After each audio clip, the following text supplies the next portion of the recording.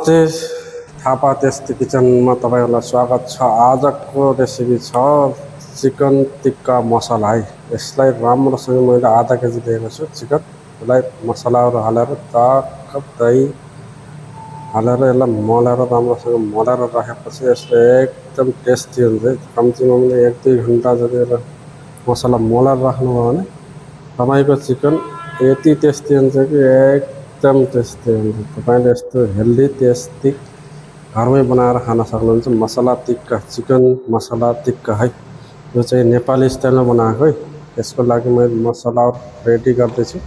यसमा 10-12 ता लसुन, 2-4 टुक्रा अदुवा, हरियो खुर्सानी 2 ता, त्यस सँगसँगै फेरि त्यसमा रातो खुर्सानी 2 ता छ, जिरा सानो चमचको 2 चमच हालेको छु। एकदम यसलाई हालेर टक्क थोरै पानी हालेर यसलाई मिक्सरमा ग्राइन्डिङ गर्नु, नभए तपाईँहरूले सिलौटोमा पिस्दा पनि हुन्छ। एकदम टेस्टी हुन्छ। यसरी हाल्नु भने एकदम टेस्टी हुन्छ। तपाईँको चिकन चाहिँ 1 नम्बर रेडी भयो। आजको मेरो मसला रेडी भइसकेको छ।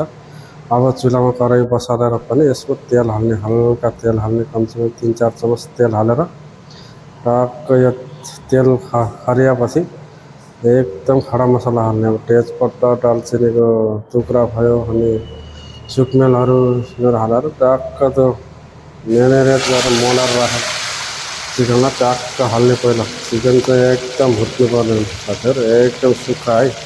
त्यसमा पानी सानी राख्ने एकदम टेस्टी हुने तरिकाले टक्क यसलाई कम्तीमा 10-15 मिनट जति भुटेर त्यसमा 2 चमच 1 चमच त्यो अदुवा लसुनको अघि कुटेर राखेको मसलालाई टक्क हालेर त्यसमा सँगसँगै फेरि मलेपछि प्याज पनि टक्क गरेर राखेको थिएँ, त्यसलाई पनि टक्क हाल्ने। त्यसपछि रेडी गरिसकेपछि यसलाई प्याज फ्राई हुनुगरी एकदम राम्रोसँग चलाइ भुट्ने। त्यस सँगसँगै फेरि त्यो कलरको लागि सानो चमचको 1 चमच बेसार हाल्ने। यसलाई पनि मोल्ने, एकदम राम्रो लुक देखिन्छ साथीहरू। यसरी नै बनाउनु हो। त्यस सँगसँगै टमाटर काटेर राखेको थिएँ, त्यो पनि हालेर त्यसलाई पनि एकदम पाक्नुपर्ने हुन्छ साथीहरू। यसमा नुन पहिले नै हालेको छ, त्यसैले भन्दाखेरि अलिक मैले नुन हालेको छैन साथीहरू। त्यस देख्न सक्नुहुन्छ एकदम टेस्टी अब पाकिसकेको छ। रेडी हुँदैछ। यसमा अझ कागतीको रस हाल्नुभयो भने त झनै टेस्टी। त्यस पश्चात अब रेडी भइसकेपछि यसमा हरियो धनियाँ काटेर राखेर टक्क हाल्ने। यसलाई पनि मल गरेर टक्क एकछिन जति गरेपछि त्यसमा तपाईँले रोटीसँग या त भातसित या त रक्सीसित शीतल पनि बनाउन एकदम टेस्टी हुन्छ साथीहरू।